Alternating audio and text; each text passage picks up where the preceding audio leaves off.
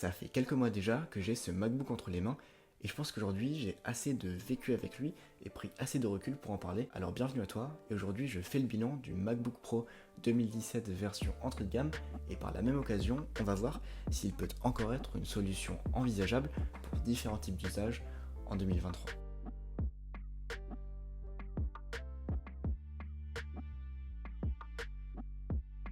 Tout d'abord, je souhaiterais évoquer les raisons qui ont fait que je me suis dirigé vers ce modèle et pas un autre. La première raison la plus évidente, c'est pour son tarif. Au moment où j'en ai fait l'acquisition, il coûtait aux alentours de 600€. C'est énorme, mais pour un MacBook Pro, c'est franchement abordable. Et la seconde raison, c'est parce que c'est un Mac, c'est con, mais j'en ai jamais eu auparavant, je rêvais d'en avoir un. Et pour le coup, j'en avais besoin, parce que c'est clairement compliqué, voire impossible, de créer du contenu sur un écran de 6,1 pouces qu'est mon téléphone, et croyez-en mon expérience, j'ai mis une semaine à monter une vidéo de 30 secondes. Enfin, la troisième raison, qui est selon moi la plus importante pour un outil de création, c'est pour son design. Il est inspirant, et pour moi, c'est le meilleur design de Mac créé par Apple, mais ça ne tient qu'à moi. Bon, maintenant que vous savez pourquoi est-ce que je me suis dirigé vers ce modèle et pas un autre, on va pouvoir passer à la partie la plus ennuyante de cette vidéo, la partie technique. Mon modèle, qui est comme je l'ai dit la version entrée de gamme, possède un Core i5 double cœur cadencé à 2,3 GHz, accompagné d'une Intel Iris Plus Graphics et de 8 Go de RAM. Tout cela alimente ses 128 Go de stockage, le tout affiché sur son magnifique écran Retina de 13,3 pouces avec sa résolution de 2560 par 1600 pixels. Et ce qu'il a sous le capot, c'est peu, très peu, parce qu'un Core i5 c'est relativement rapide, mais ces deux cœurs le rend tout sauf multitâche. Mais comme je l'ai dit, tout ça c'est sur le papier, alors intéressons-nous à ce qui est selon moi le plus important, l'expérience en réel dans différents types d'usages. Pour ce qui est d'un usage courant, j'entends par là du divertissement, du surf web, il ne chauffe que très peu, et encore, quand il chauffe, c'est parce qu'il y a 4 voire 5 onglets d'actifs sur Safari. Pour mon usage de petit créatif, il est très satisfaisant et c'est assez étonnant.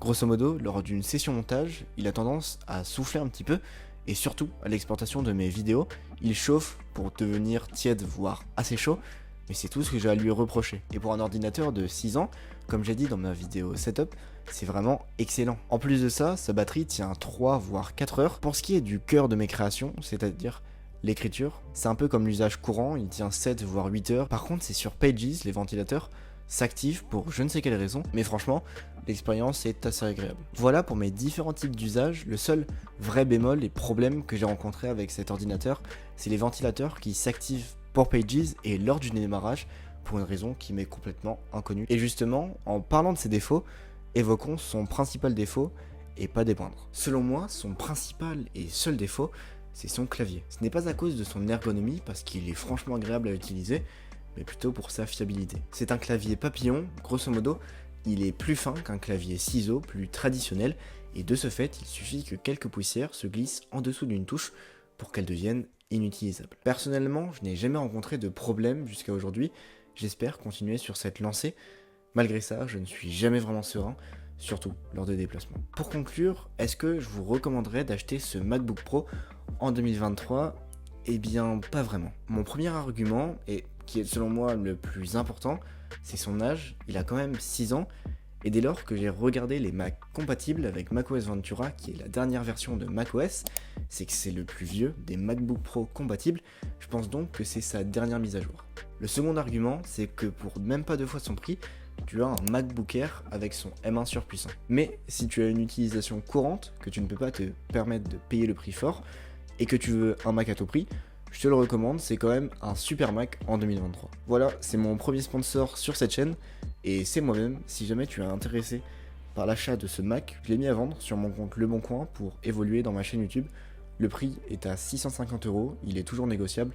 Bref, je m'arrête là, si jamais t'es intéressé, je te laisse un lien en description, je suis ouvert à toute proposition. Bon, revenons à nos moutons, si tu souhaites créer du contenu vidéo, je te recommande de te diriger plutôt vers un iPad. Petit conseil, si tu veux créer du contenu vidéo sur iPad, je te recommande d'acheter l'application LumaFusion pour seulement 30€. Elle t'offre des possibilités énormes pour un iPad et tu pourras faire du montage vidéo de super bonne qualité. C'est ce que j'ai utilisé pour les débuts de cette chaîne YouTube. Et tu peux aller voir mes anciennes vidéos, je trouve que c'est quand même de la bonne qualité pour une application de montage mobile. Voilà, j'ai tout dit sur ce Mac qui me faisait rêver il y a encore 5 ans. Maintenant, si tu souhaites découvrir les accessoires que j'utilise pour le compléter, je te recommande d'aller voir cette vidéo le lien est en description. Merci d'avoir regardé cette vidéo et de me soutenir en lâchant un like. Nous, on se retrouve dans 2 semaines à la même heure. C'était Aaron. Salut.